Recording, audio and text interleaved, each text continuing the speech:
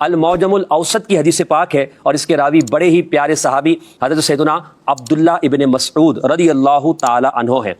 وہ کہتے ہیں کہ ایک جہاد میں ہم رسول اللہ صلی اللہ تعالی علیہ وآلہ وسلم کے ساتھ روانہ ہوئے، تو وہاں پر جب ہم پہنچے تو کچھ دنوں کے بعد یہ دیکھا کہ مسلمانوں کو بھوک کی وجہ سے اور دیگر سامان کی کمی کی وجہ سے پریشانی لاحق ہو رہی ہے۔ تو مسلمانوں کے چہروں پر غم کے آثار تھے اور منافقین کے چہروں پر خوشی کے آثار تھے۔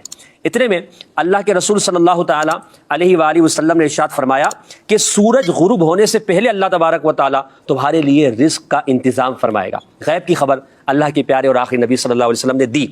اچھا، یہ بات حضرت عثمان غنی رضی اللہ تعالی عنہ تک پہنچی تو حضرت عثمان غنی رضی اللہ تعالی عنہ کے بارے میں راوی کہتے ہیں کہ انہوں نے یہ یقین کر لیا کہ اللہ اور اس کے رسول صلی اللہ علیہ وسلم آج مسلمانوں کے لیے کھانے کا انتظام فرما دیں گے۔ تو آپ اٹھے اور سامان سے لدے ہوئے 14 اونٹ آپ نے فی البدی خریدے، اور خریدنے کے بعد 9 اونٹ رسول اللہ صلی اللہ علیہ وسلم کی بارگاہ میں حاضر کر دیے۔ تو جو لے کر سرکار کی بارگاہ میں گئے، نبی پاک نے ان سے پوچھا کس نے دیے؟ انہوں نے عرض کیا یا رسول اللہ، حضرت عثمان نے آپ کی بارگاہ میں تحفہ بھیجا ہے۔ رسول اللہ صلی اللہ تعالی علیہ وسلم کے انداز کے بارے میں حضرت عبداللہ ابن مسعود رضی اللہ تعالیٰ عنہ کہتے ہیں کہ رسول اللہ نے اپنے ہاتھ مبارک اٹھائے یہاں تک کہ آپ کی بغل کی سفیدی نظر آنے لگی، اور اس انداز میں حضور نے دعا فرمائی کہ ایسی دعا ہم نے آج سے پہلے نہ سنی تھی۔ ایسی دعاؤں سے رسول اللہ صلی اللہ علیہ وسلم نے حضرت سیدنا عثمان غنی رضی اللہ تعالیٰ عنہ کو نوازا۔